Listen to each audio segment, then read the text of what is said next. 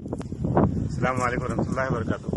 मैं इस वक्त बनु साद के गांव में उस वादी में आया हूँ जहाँ पे नबी करीम सल्लल्लाहु अलैहि वसल्लम की 4 साल तक हजरत दाई हलीमा रजी अल्लाह तआला अन्हा के घर परवरिश हुई थी। 2 साल की उम्र में आए थे और जो है ना 6 साल तक यहाँ पर ही थे। ये इलाका जो है हजरत दाई हलीमा का है, आप लोग देख सकते हैं। ये वादी है ये, और यहाँ पर हमेशा बादल रहते, हमेशा यहाँ बादल छाए हुए रहते हैं। कहते हैं यहाँ के लोग के जिस जमाने में सरकार दो वसल्लम बचपन में जब यहाँ पर आए थे तो जब से अल्लाह ताला इस इलाके में बादलों को हुक्म दिया था कि ये इस इलाके को बादल कवर कर रहे थे। यहाँ कभी भी गर्मी नहीं होती। और ये सऊदी अरब की सबसे हाईएस्ट पिक है, ये बहुत हाइट पे है ये, और सारे का सारा सऊदी अरब इसके नीचे है।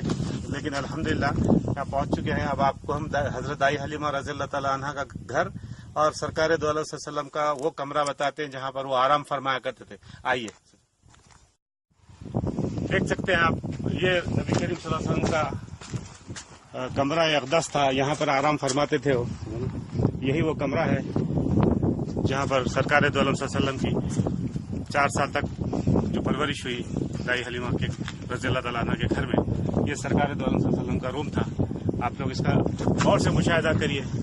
ये वही जगह है जहाँ पर सरकार का बचपन गुजरा। मेरी दुआ है आप लोग भी जरूर आना है। आप लोग एक और कमरा देख सकते हैं यहाँ पे, और कहते हैं कि ये हजरत दाई हलीमा का कमरा था। कुछ कहते हैं कि नहीं, रसूल अकरम सल्लल्लाहु अलैहि वसल्लम यहाँ भी आराम फरमाते थे। ये भी एक कमरा था, उधर भी मैंने एक कमरा बताया आपको। ये दोनों कमरों में से यकीनन एक कमरा सरकार दो वसल्लम का है, समझे ना। तहकीक से यही पता चलता है यहाँ जो कि अंदर जाने माने वगैरह भी बिछी हुई है, समझे ना। इसलिए जो है ये दोनों कमरे बहुत ही मुतबर्रिक है। आप देख सकते हैं वादी का नजारा एक बार आप देख सकते हैं। बादल छाए हुए। अच्छा,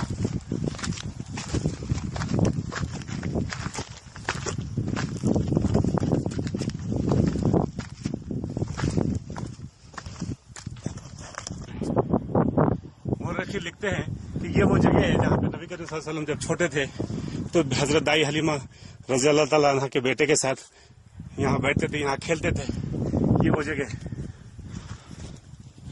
ये इसकी ये पत्थर है उसकी।